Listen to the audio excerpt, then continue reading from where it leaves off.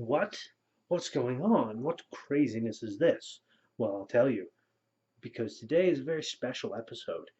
Not only is it you should be reading book 2, chapter 8, but it is also big and small screens, and I'm doing Philip K. Dick's Do Androids Dream of Electric Sheep, as well as Blade Runner, the final cut.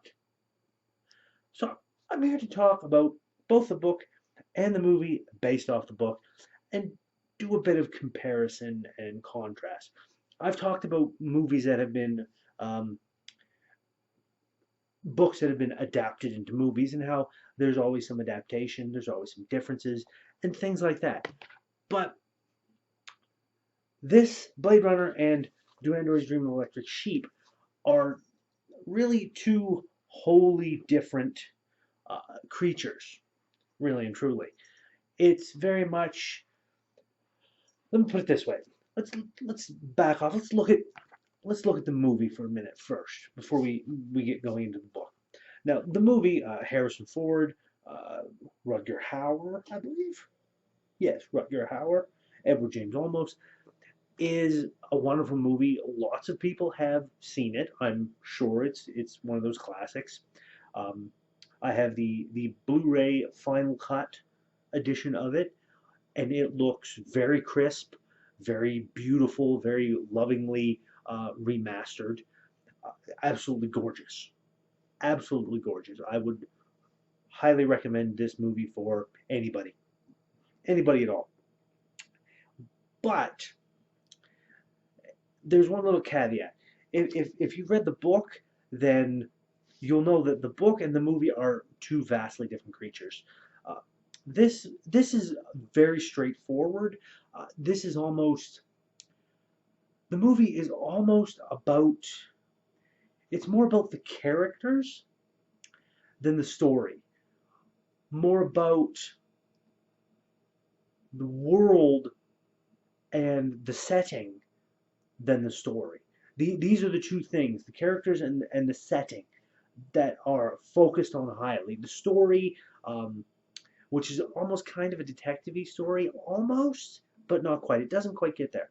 Uh, it's very much kept into the background. It's not important enough to really be focused on. What is important are the characters in the movie and their reactions to things, the way they interpret the events that are going on, what they choose to do with what they're confronted with, and it's really quite an amazing movie, and it is based off of.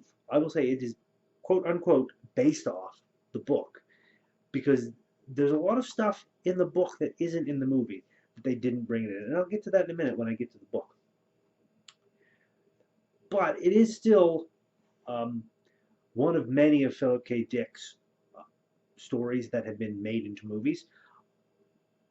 I have watched and enjoyed them all.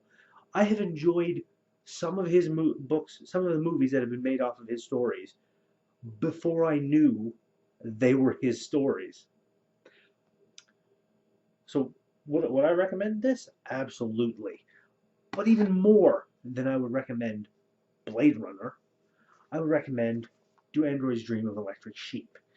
Because this book takes that basic premise, the basic core story of you have a man whose job it is to hunt down and retire these synthetic people because they're not real.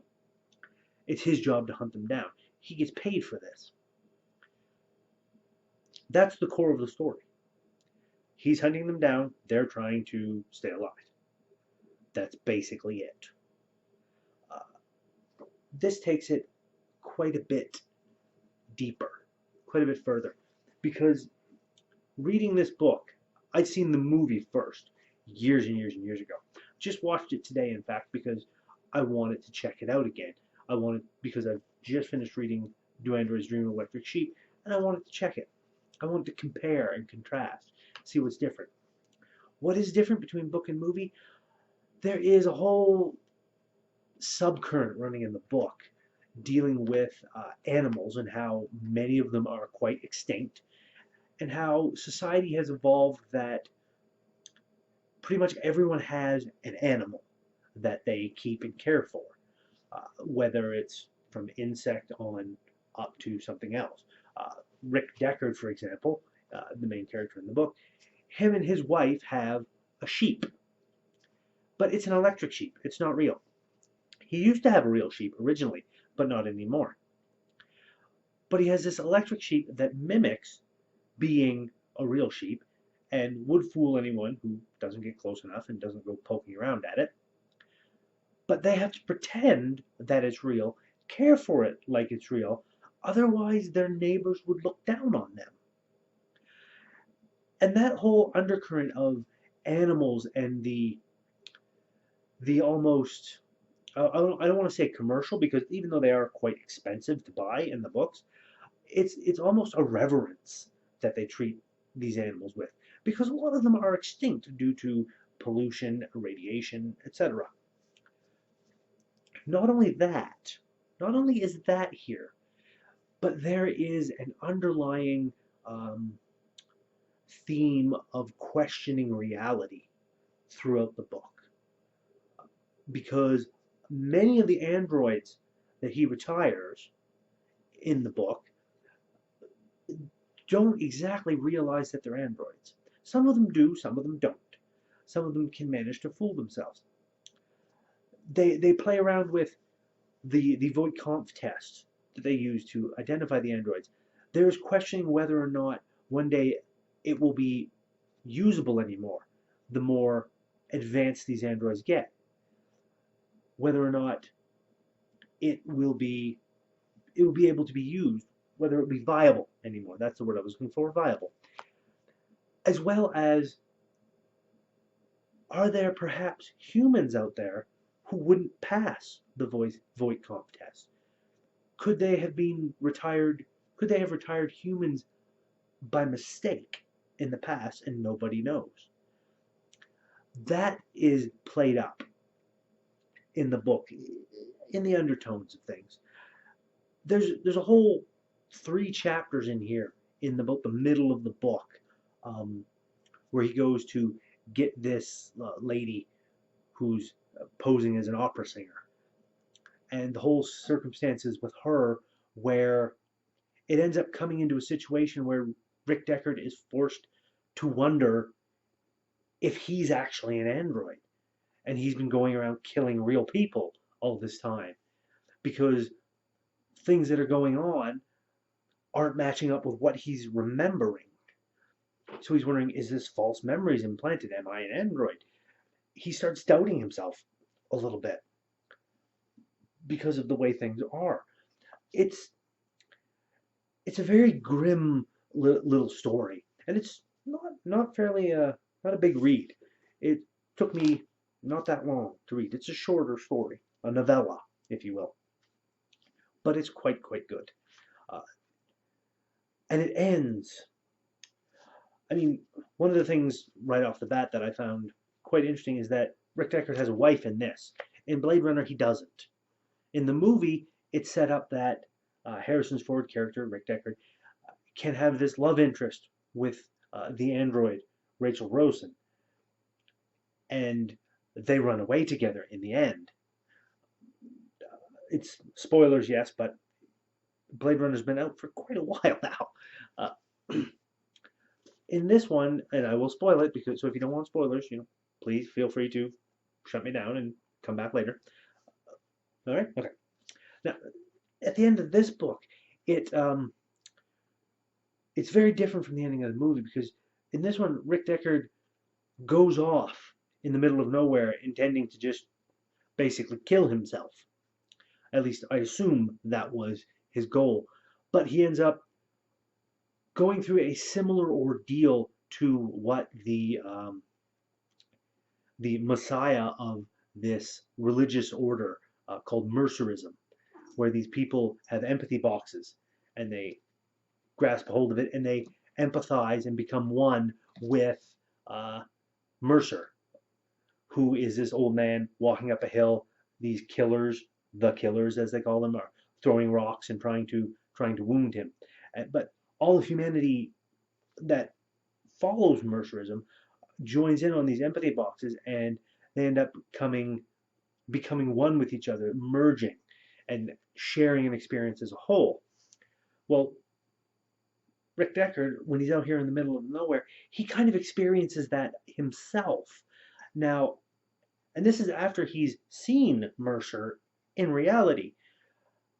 So I don't know if he's going crazy or if this actually happened. The book doesn't go into detail on which is which. They only are giving you what Rick Deckard sees, his perceptions. And you, the reader, are left to wonder if he's going crazy or not. So out in the middle of this nowhere, he ends up going through this experience very similar to what Mercer experiences in the Mercer the empathy boxes when people use it. But he's alone. He's not connected to anybody. So he kind of gets the idea that he's joined with Mercer completely and can't unjoin ever. He's experienced the same thing.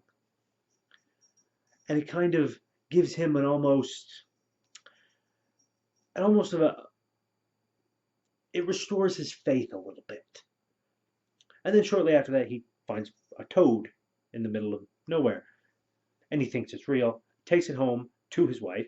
She finds out it's actually an electric one. It's not real. And that's pretty much how the book ends. He's back with his wife again. And things go on as they always have, more or less. It's Philip K. Dick is a very interesting writer. But this is the first book and only book of his I've ever read. I've loved all the movies based off of his books, and I've wanted to check out his work. So I figured if I was going to check it out, I was going to go with one of the first, one of the best. So I went with this one. And I will be reading more of his stuff. But for this week, for both big and small screens, and you should be reading, I recommend Blade Runner and Do Androids Dream of Electric Sheep? And so, I'm going to leave you with this. A merry little surge of electricity, piped by automatic alarm from the mood organ beside his bed, awakened Rick Deckard. Surprised, it always surprised him to find himself awake without prior notice. He rose from the bed, stood up in his multicolored pajamas, and stretched. Now, in her bed, his wife, Iran, opened her gray, unmerry eyes, blinked, then groaned and shut her eyes again. You set your pen field too weak, he said to her. I'll reset it and you'll be awake, and keep your hands off my settings. Her voice held bitter sharpness. I don't want to be awake. He seated himself beside her, bent over her, and explained softly. If you set the surge up high enough, you'll be glad you're awake. That's the whole point. At setting C, it overcomes the threshold barring consciousness, as it does for me. Friendlily, because he felt well disposed toward the world, his setting had been at D, he patted her bare, pale shoulder. Get your crude cop's hand away, Iran said. I'm not a cop. He felt irritable now, although he hadn't dialed for it. You're worse, his wife said, her eyes still shut. You're a murderer hired by the cops.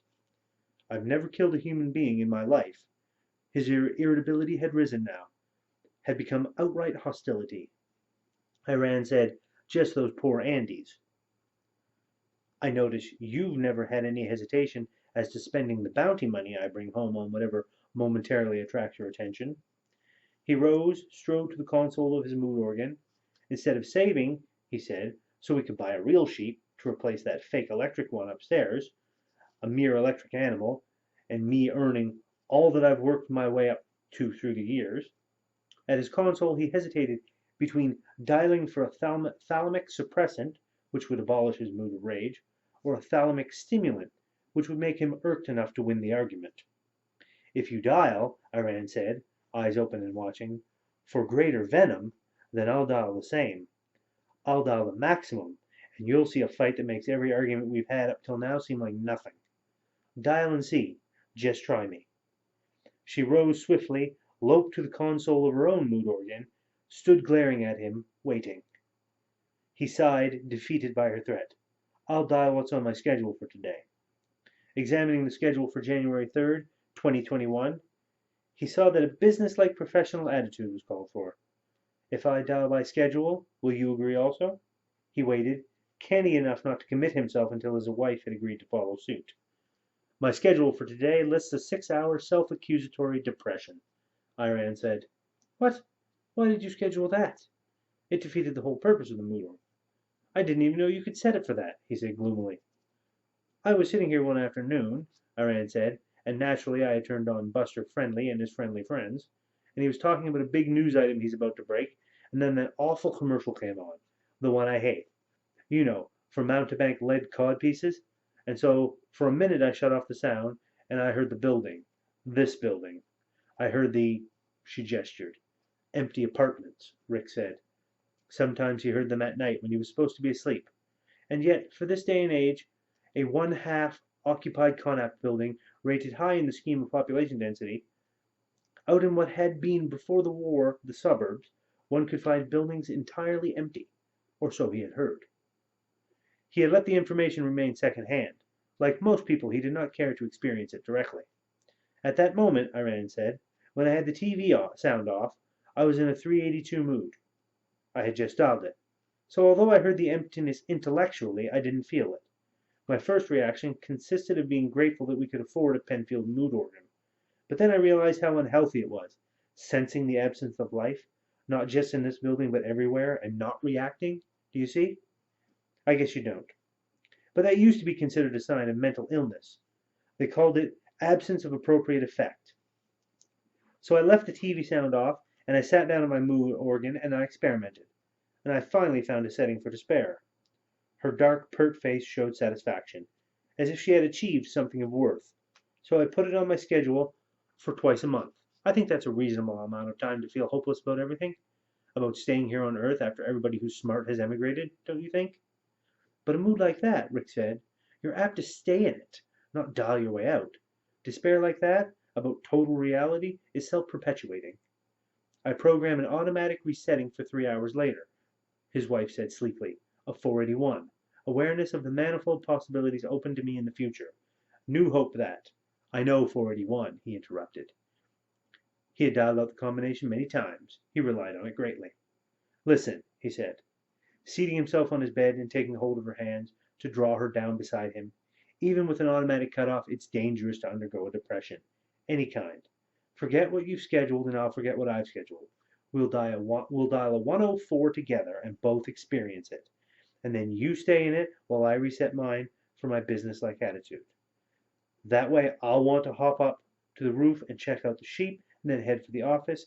Meanwhile, I'll know you're not sitting here brooding with no TV." He released her slim, long fingers, passed through the spacious apartment to the living room, which smelled faintly of last night's cigarettes. Then he bent to turn on the TV. From the bedroom, Iran's voice came. "I can't stand TV before breakfast." "Dial 888," Rick said as the set warmed. "The desire to watch TV, no matter what's on it." "I don't feel like dialing anything at all now," Iran said. "Then dial 3. I can't dial a setting that stimulates my cerebral cortex into wanting to dial. If I don't want to dial, I don't want to dial that most of all. Because then I will want to dial. And wanting to dial right now is the most alien drive I can imagine. I just want to sit here on the bed and stare at the floor." Her voice had become sharp, with overtones of bleakness, as her soul congealed and she ceased to move, as the instinctive, omnipresent film of a great weight, of an almost absolute inertia, settled over her. He turned up the TV sound, and the voice of Buster Friendly boomed out and filled the room. "Ho, ho, folks! Time now for a brief note on today's weather. The Mongoose satellite reports that fallout will be especially pronounced toward noon, and will then taper off. So all you folks who will be venturing out—" Appearing beside him, her long nightgown trailing wispily, Iran shut off the TV set. "Okay, I give up. I'll dial. Anything you want me to be. Ecstatic sexual bliss? I feel so bad I'll even endure that. What the hell? What difference does it make?" "I'll dial for both of us," Rick said, and led her back into the bedroom. There at her console he dialed 594, pleased acknowledgment of husband's superior wisdom in all matters. On his own console he dialed for a creative and fresh attitude toward his job, although he hardly needed. Such was his habitual, innate approach without recourse to Penfield artificial brain stimulation. So I will leave you with that, my friends, and until next time, you should be reading and maybe watching too. I'll see you next time.